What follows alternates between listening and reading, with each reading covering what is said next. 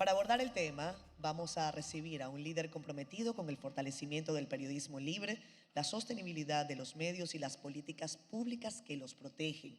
Es presidente y CEO de News Media Canadá. Con ustedes, el buen amigo Paul Deegan. Bienvenido, un aplauso para él, por favor.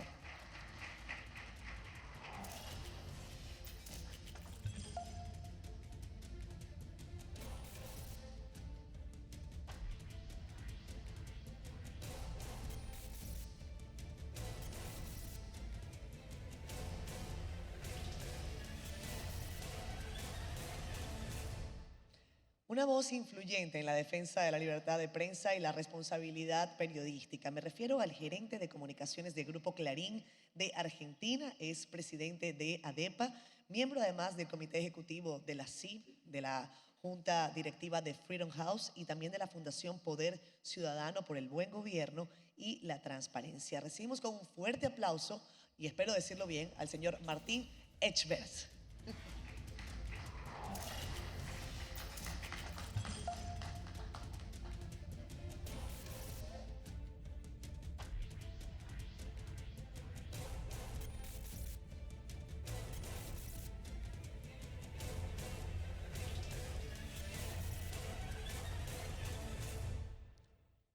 Bueno, buenos días a todos. Gracias por acompañarnos en esta mañana de sábado. Gracias, Paul, por acompañarnos también, haberte venido especialmente, como ya en otras asambleas y reuniones de la CIP. Y bueno, Paul es un viejo amigo de esta casa porque él lidera News Media Canadá.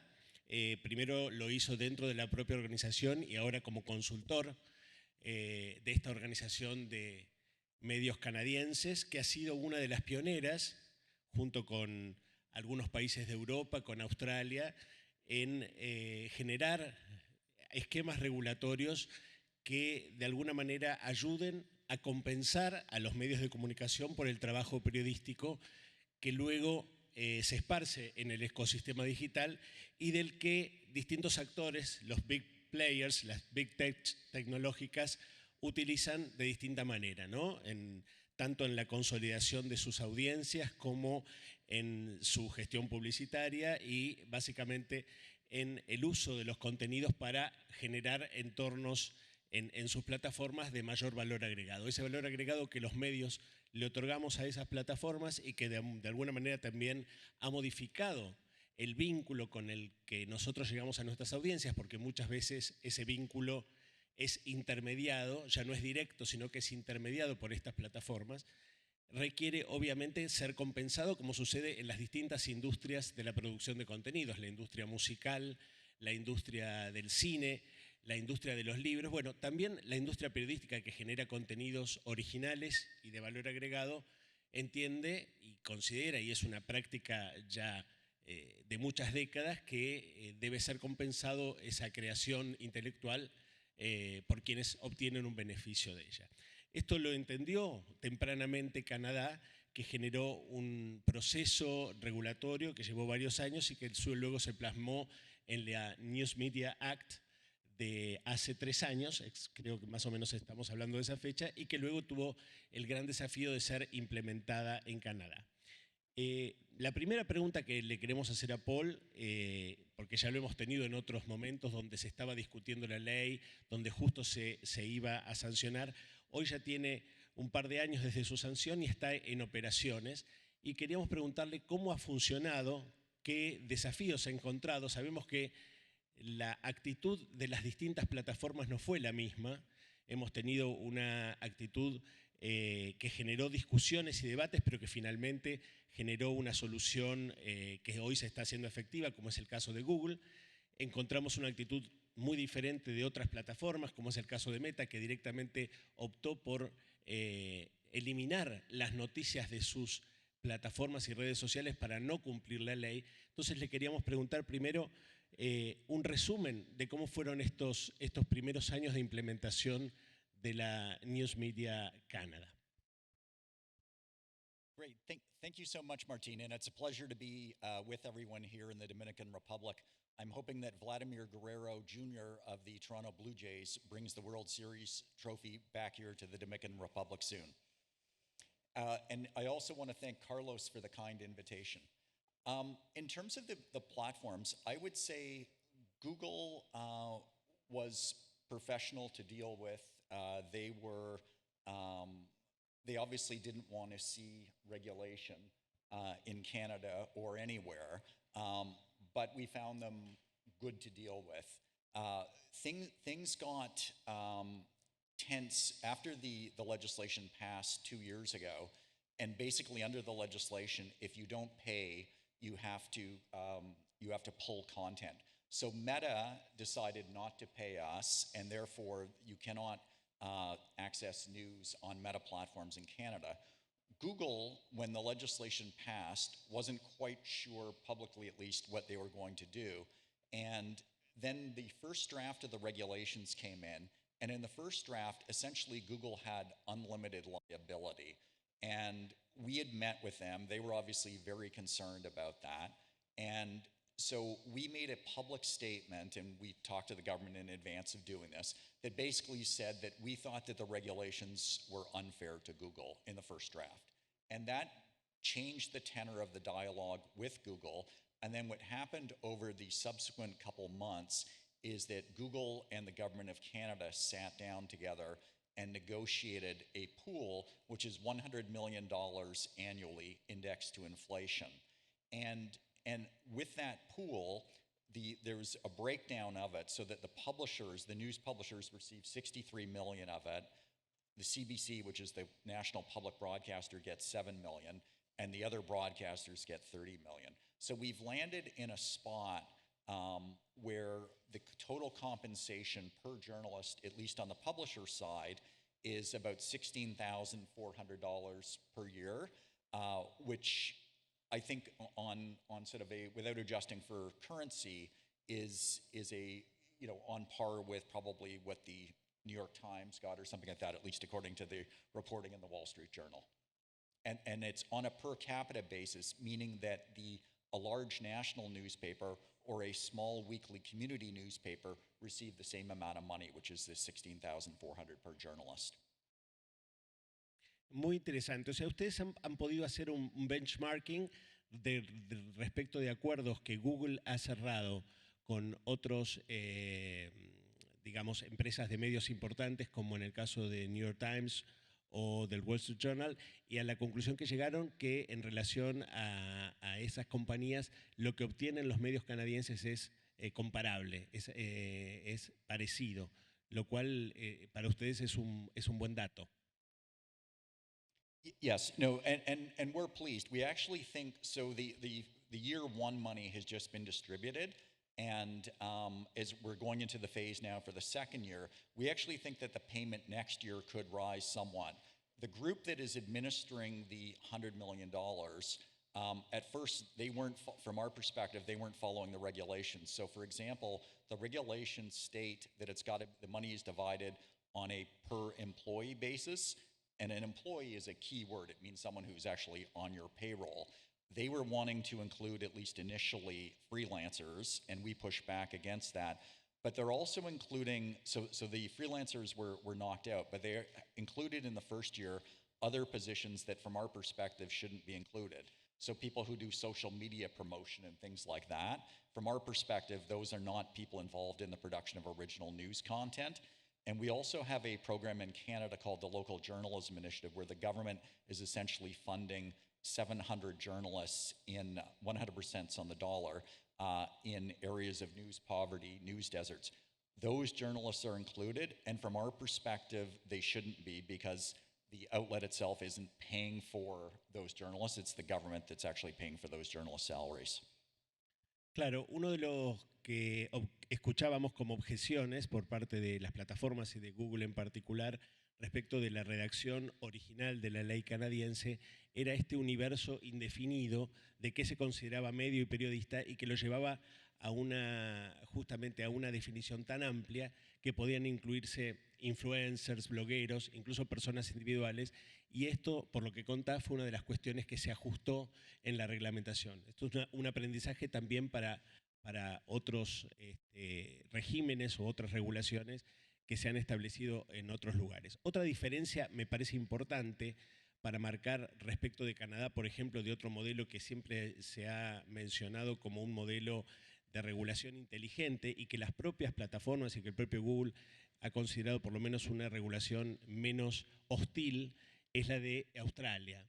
La diferencia que yo veo, a ver si tú coincides, Paul, respecto de Australia y Canadá, es que en el caso australiano los acuerdos fueron cerrados en su totalidad de manera privada, o sea, se evitó que la plataforma fuera elegible para el código de negociación porque básicamente cerraron acuerdos con la inmensa mayoría o con la totalidad de los medios de Australia, acuerdos privados.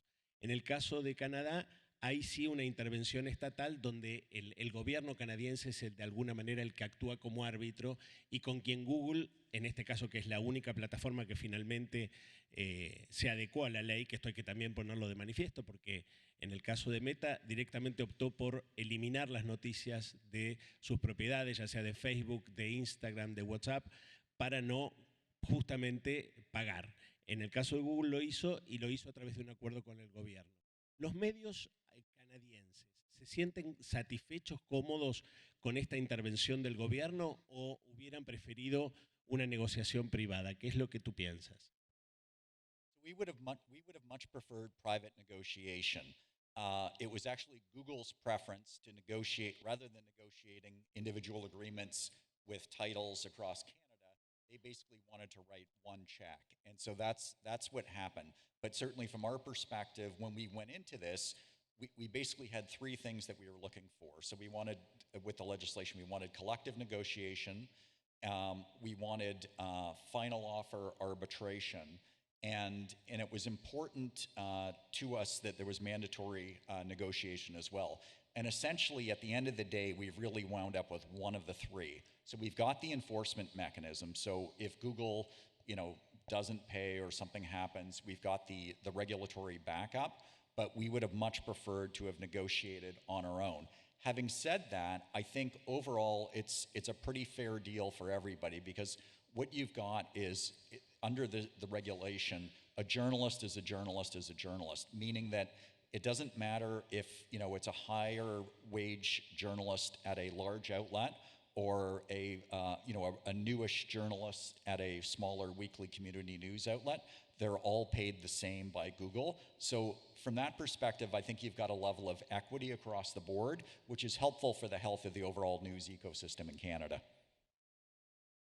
Y además hay un tema que me parece que yo noto que es un avance claro respecto de las discusiones que teníamos hace 2 años, es que por primera vez se estableció un estándar vinculado a que el parámetro de medición de estos acuerdos es un porcentaje del payroll de las redacciones, del sueldo de los periodistas.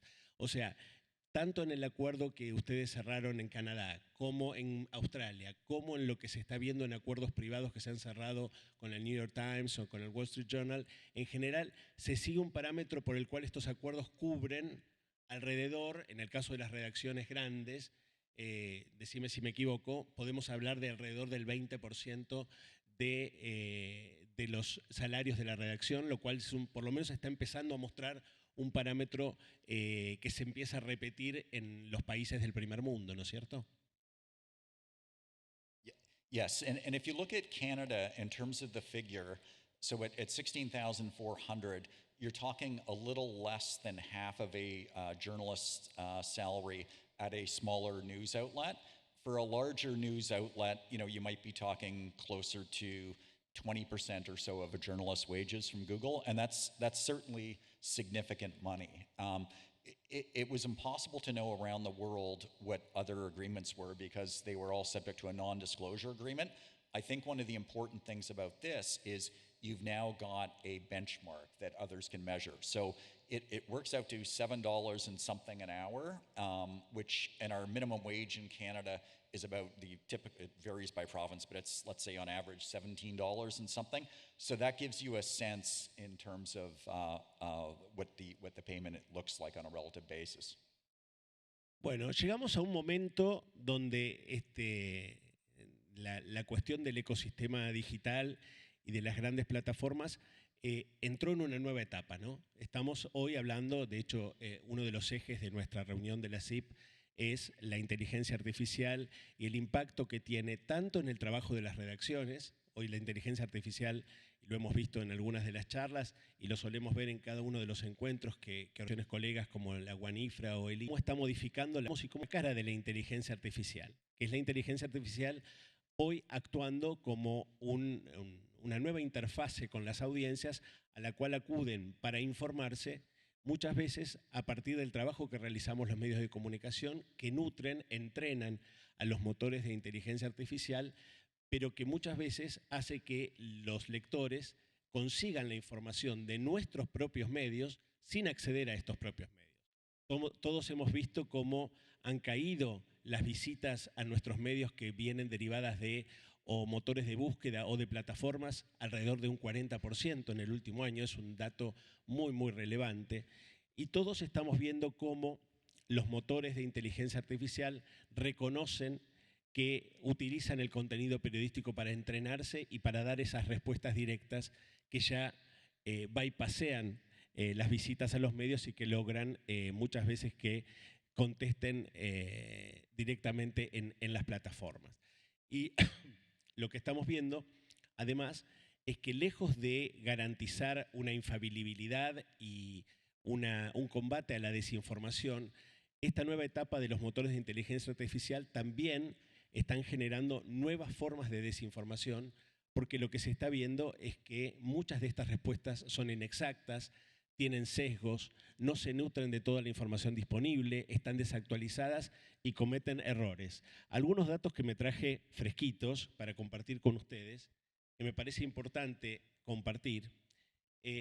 Después de un año de avances técnicos impresionantes en la industria de la inteligencia artificial, las herramientas de inteligencia artificial generativa, aquellas que responden, por ejemplo, requerimientos informativos, han duplicado sus fallas respecto del año pasado. Distinguir hechos reales de falsedades ha pasado a duplicarse el nivel de error. Fíjense, las 10 herramientas de inteligencia artificial líderes repitieron información falsa en temas diversos de información actualizada, un 35% en agosto de este año, o sea, hace poquito más de 2 meses, frente a un 18% de respuestas erróneas hace un año, en agosto del 2024. O sea, prácticamente se duplicó la tasa de error de las respuestas informativas de los motores de inteligencia artificial. Entonces, pese a que uno ve un avance brutal en el desarrollo tecnológico en este campo, no está sucediendo lo mismo en la fiabilidad de las respuestas. Fíjense, y esto sucede también por cómo se nutren estos motores cada vez más de los search en la web. Antes, hace un año, las preguntas que uno hacía vinculadas con información, un 31% de los motores de inteligencia artificial no las respondían. O sea, directamente se eximían de dar una respuesta porque no tenían la información necesaria. Hoy esa tasa bajó al 0, o sea, no hay ninguna pregunta que uno le haga a un motor de inteligencia artificial que no sea respondida, pero se duplicó la tasa de errores.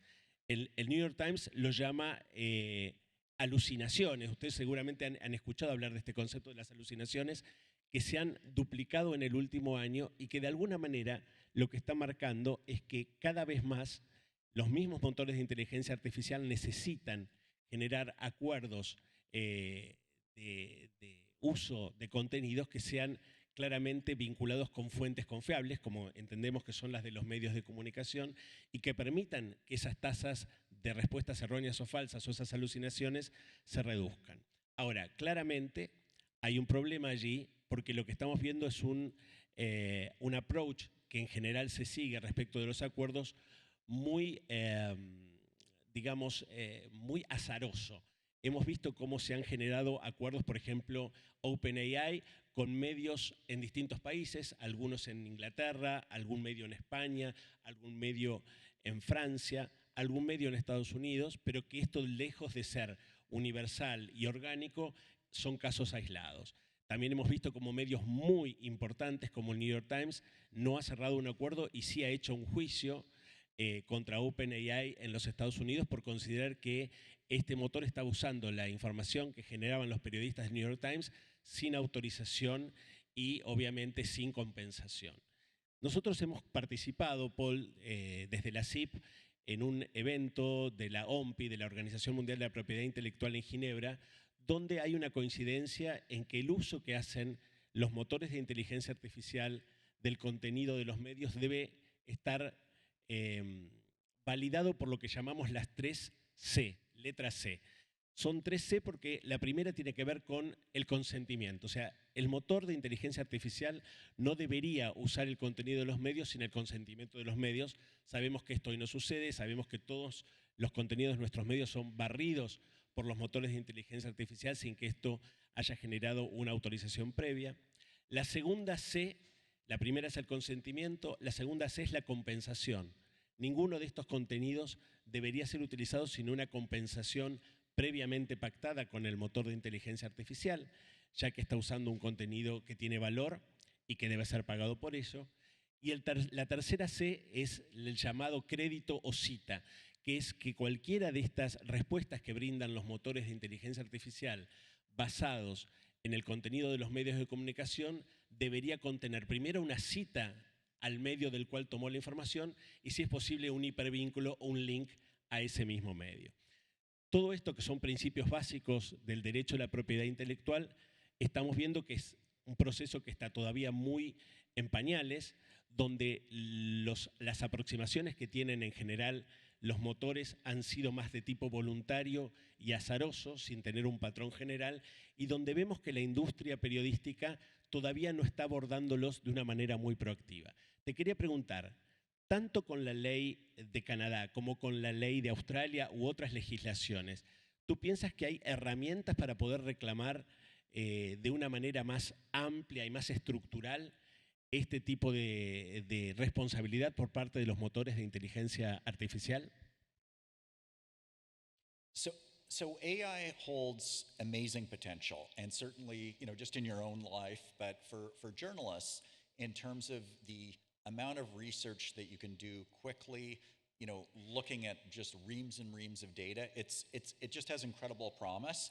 And so I think it's important for news businesses to embrace the technology, but at the same time, we've got to make sure, and to your point, that there's no crawling without credit, compensation, and consent. Like that's just got to be table stakes. We do have copyright protections in Canada, which are robust, and we've got now a number of lawsuits against some of these companies. It's interesting. One of the lawsuits is actually, you hear about these huge global behemoths like OpenAI.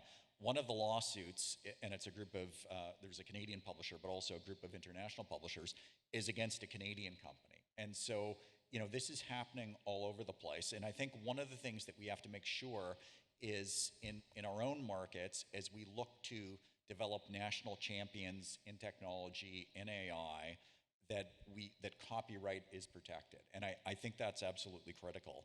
But it is a problem. And the other thing is, when you talk to publishers, the deals that they're being offered are not acceptable by companies like OpenAI.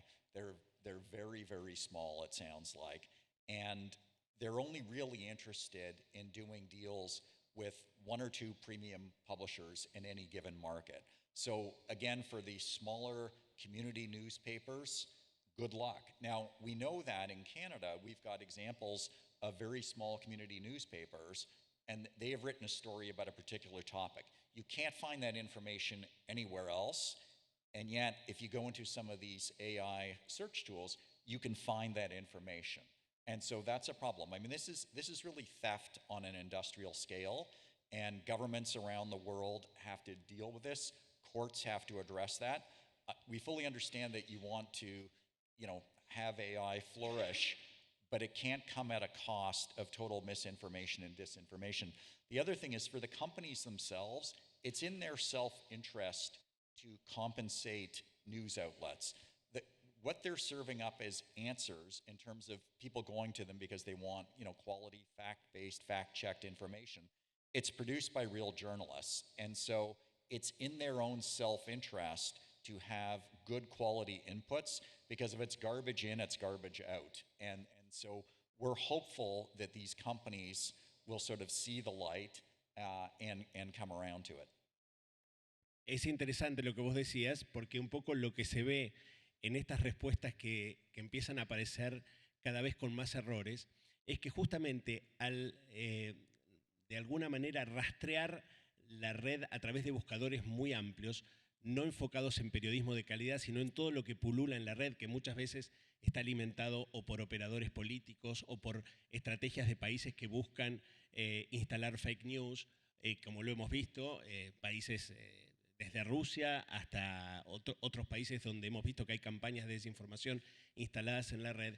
Cuando los motores de inteligencia artificial rastrean toda esta información, tienen altas probabilidades de confundir información real, verificada, generada por medios profesionales, con campañas de desinformación y entonces dar respuestas que, como sucede, vemos que se han duplicado las respuestas erróneas o las respuestas falsas. O sea que en aras de mejorar la fiabilidad de los propios motores, estos deberían, como tú dices, generar acuerdos con medios que producen información verificada o información de calidad. Y justamente te iba a preguntar al respecto, porque vemos que hay distintas aproximaciones. Unas, las judiciales, que vemos que empiezan a aparecer respuestas todavía muy tímidas de órdenes judiciales que obligan a que se generen acuerdos de compensación por el uso de este material.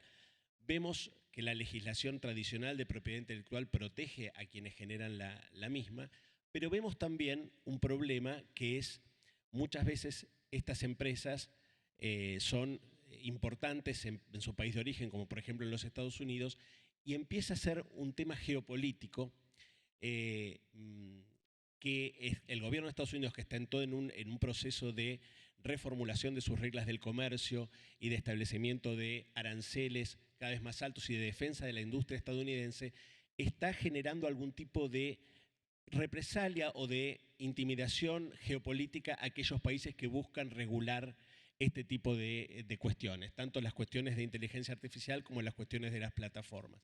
¿Estás viendo que esto hoy es un riesgo para la evolución de la regulación, la presión de los Estados Unidos para que no se regule a las Big Tech? I think it's a huge risk. I mean, we're seeing in Canada, and I know throughout many other parts of the Americas, people are seeing this, but just on the trade front, the relationship with the United States has changed overnight. And if you look at the White House AI strategy, if you type in the word copyright, you can't find it.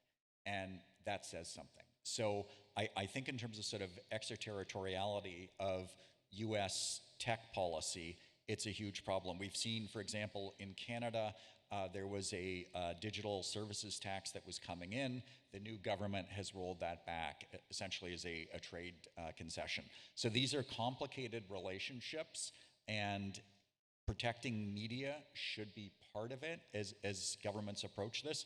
But it's very, very complicated. Like the world has changed since January 20th, and it's a scary place.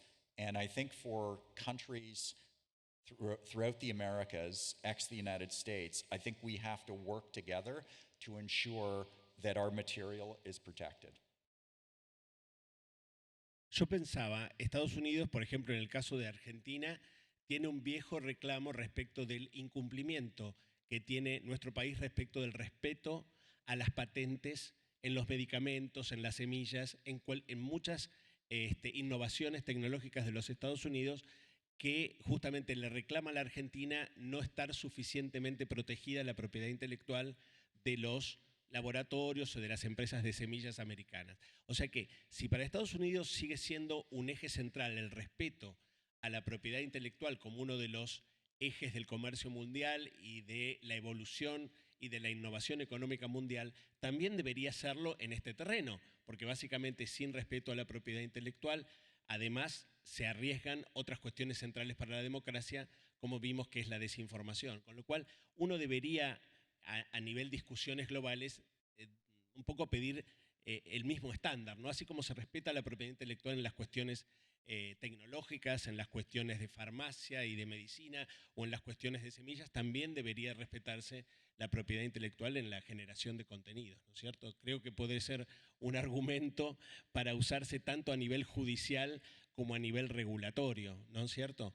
Y un tema que me parece importante también destacar, que lo hicimos al principio, es también la actitud, marcar la actitud diferente que han tenido las distintas plataformas. Porque nosotros hemos tenido discusiones, las hemos hablado contigo, Paul, muchas veces sobre, por ejemplo, la actitud que tuvo Google en el proceso de la sanción de la ley, pero Google da debates muy abiertos, pero finalmente, una vez que esos debates están zanjados, se queda en el país y termina cumpliendo la legislación. No pasó lo mismo con otras, por ejemplo, yo escuchaba que el juicio que le hace un medio canadiense a OpenAI por estar usando su contenido, OpenAI directamente planteó una defensa procesal muy arbitraria, donde decía que como no tenía sede en Ontario, no tenía por qué responder, cuando todos sabemos que el uso que hacen es totalmente transnacional. O el caso de Meta, que a mí me parece muy grave, que directamente optó por no incluir a las noticias en sus plataformas para no pagar. Y la paradoja es que uno navega o está en redes sociales de Meta en Canadá y puede recibir información falsa posteada por políticos o propaganda política, pero no puede recibir información periodística, lo cual contribuye claramente a la desinformación. Tú me contabas que la paradoja es que Meta, justamente que ahora está buscando invertir, intentar, si no liderar, por lo menos recuperar el terreno perdido en el tema de inteligencia artificial, y va a necesitar información periodística, que está replanteándose la posibilidad de volver a Canadá con información. ¿Es así? It's interesting because I believe it was a Wall Street Journal report, but Meta is apparently negotiating licensing agreements for AI. I think Axel Springer was one of the companies that they mentioned. So it'll be interesting to see what happens in Canada. Just for perspective in terms of the bargaining imbalance and the size of these companies, I looked up the GDP this morning of Canada and Argentina. Google's market cap is greater than the combined GDP of Canada and Argentina. I mean, these are massive companies. I have to say, though, Google has been, from our perspective, once the legislation was passed, they have been good to deal with. They've been professional in terms of their approach. When we've had issues, we've gone to them, and they seek to resolve the issues, I think, in a reasonable manner. So they've been good to deal with. Meta has not engaged at all. They are, they're blocking news in Canada. They have to under the law because they're not providing compensation. But I think we'd expect, if you go in Canada right now, you cannot find news, for example, on Instagram. But at the top of your Instagram feed, you'll see this AI search tool. Obviously, our content is part of this. So I think you will see a change globally on behalf of Meta because they have to, because they need it to compete with Google and with these other companies. They were supporting news before, and then they got away from it. I guess they found, more engagement from cat videos and stuff like that. But I think now they recognize that they need to be leaders in AI to survive, and to do that, they need our content, and they should pay us for our content. Paul, tú siempre comentas, y a mí me gusta usar el ejemplo de Canadá porque es una democracia occidental capitalista, nadie puede acusarla de estatismo ni de socialismo en el sentido, digamos, de un rol del Estado que se meta en cuestiones que no le competen, pero sí vemos que hay una preocupación por parte de los distintos estamentos del gobierno canadiense por ser parte de este proceso de deterioro de los ingresos de la industria periodística que se ha producido en los últimos 20 años y cómo preservar un periodismo de calidad que esté lo más libre posible de interferencias políticas, pero que siga siendo un factor de producción de hechos contrastados, ¿no? Y además de esta cuestión de las plataformas, donde Canadá junto con Australia ha sido líder, también tiene otro tipo de políticas que uno a veces desde Latinoamérica puede decir, bueno, esto tiene un riesgo de injerencia del Estado en la línea editorial de los medios, pero se han ido gestionando de una manera bastante transparente y no han recibido objeciones de interferencia editorial. Me refiero a un par de ellas que me gustaría que compartas con nosotros porque por ahí pueden inspirar a otros países. Una tiene que ver con las cuestiones de aportes de subsidios laborales a la contratación de periodistas por parte del régimen reducción de impuestos, tengo entendido que es así lo plantea Canadá, para favorecer la contratación de periodistas por parte de las redacciones, y otra vinculada con la inversión publicitaria, no solo pública, sino privada, donde se beneficia y de alguna manera se resguarda el peso que tienen los medios tradicionales en la inversión publicitaria. ¿Cómo funcionan estos mecanismos y si han recibido críticas por parte, por ejemplo, del sector privado de querer forzar a una empresa a invertir donde no quiere? O sea, si hay algún tipo de objeción de tipo avance sobre la libertad empresarial. So the problem that we've got in Canada, and this is the same everywhere, is that the advertising market is broken. And if you look at the antitrust case in the US, I mean, Google controls basically every aspect. If you think of buying a home, they represent both the buyer and the seller, and the fees that they're taking are very high. And so that's a problem. So advertising revenue in Canada would have peaked in 2012 for news media at about $3.5 billion. Today, it's less than $900 million. So the advertising market is in very tough shape. So you look at what are the other policies that can address this, short of basically the breakup of Google's ad tech business. So one of them obviously was the Online News Act, which is essentially making sure that everybody gets a content licensing agreement. And so we've got that now, and we've got $63 million a year flowing to news publishers. So that's obviously very helpful. The other two things, one is on labor tax credits. So the Government of Canada provides a refundable labor tax credit on your newsroom employees. It's a 35% credit up to a salary cap of $85,000, so meaning just shy of $30,000 per journalist. So when you take the $30,000 from the federal government, you take the $16,000 from Google, all of a sudden you're talking about real money here. And so that's been hugely important. The other one, which we're actually pushing for right now, so we've got that in place, the labor tax credit. The other one that we're pushing for right now with the federal government is to direct 25% of their advertising budget to support news. So the Ontario government, which is our largest province, did this a year ago, and it's made a meaningful difference to news publishers. The government, between its own advertising and then the crown corporations, like the lottery corporation that it owns and things like that, they spend about $50 million a year in advertising, $200 million a year in advertising.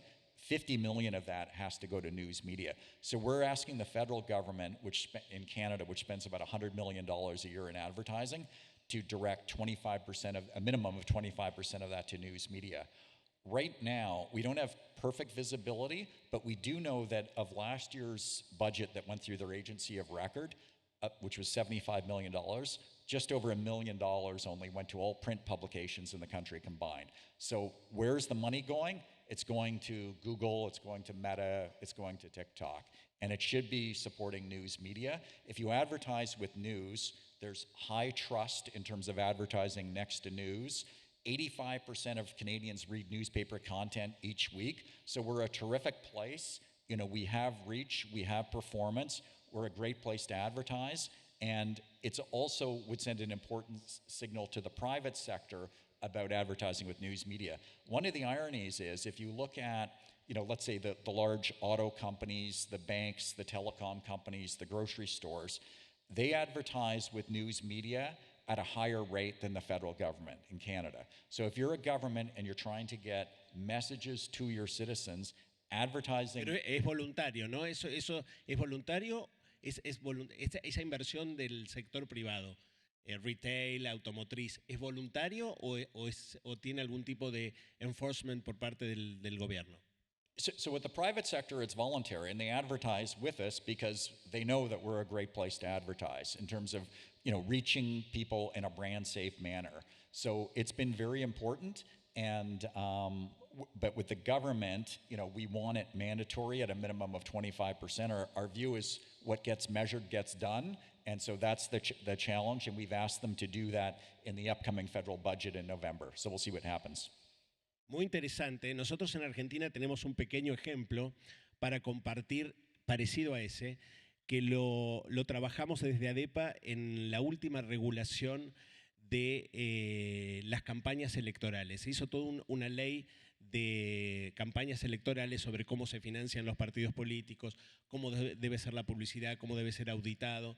Y una de las cosas que logramos es que se establezca que de los fondos públicos que reciben los partidos políticos para una campaña electoral, que usted sabe que recibe una cantidad de fondos públicos vinculado con la cantidad de votos que tuvo en la última elección, cada partido, de esos fondos públicos, un porcentaje tiene que ir a la inversión en medios periodísticos digitales. O sea, lo que estábamos viendo es que prácticamente, como contabas vos, más del 80-90% de la inversión publicitaria hoy está yendo, sobre todo desde la política, a redes sociales, a plataformas digitales. Y nosotros veíamos que quienes trataban de hacer un periodismo político basado en datos, riguroso, con cobertura sobre hechos reales y no sobre fake news, no estaban siendo elegidos por incluso porque había menor trazabilidad, los fondos a veces son menos auditables, más oscuros, no hay gran información sobre lo que se gasta en Internet. Y entonces en esa ley se estableció que un porcentaje de lo que reciben del Estado tiene que ser invertido en medios periodísticos digitales, tanto nacionales como regionales. Y la verdad que es un pequeño paso, pero creo que tiene que ver con esto mismo que dices tú, que el Estado tiene una responsabilidad en contribuir al financiamiento de quienes tratamos de hacer periodismo de calidad o por lo menos periodismo basado en hechos y no en desinformación. Exactly. I see we're getting the high sign here. Sí, se nos terminó el tiempo. No sé si hay espacio para alguna pregunta del público o estamos bien, Carlos, como quieras, pero creo que fue exhaustivo y, como siempre, Paul, agradecerte por tu claridad, por tu honestidad, por tu sinceridad para contarnos luces y sombras de estos procesos que de alguna manera tienen que ver con nuestra sustentabilidad futura. Thanks, Martín.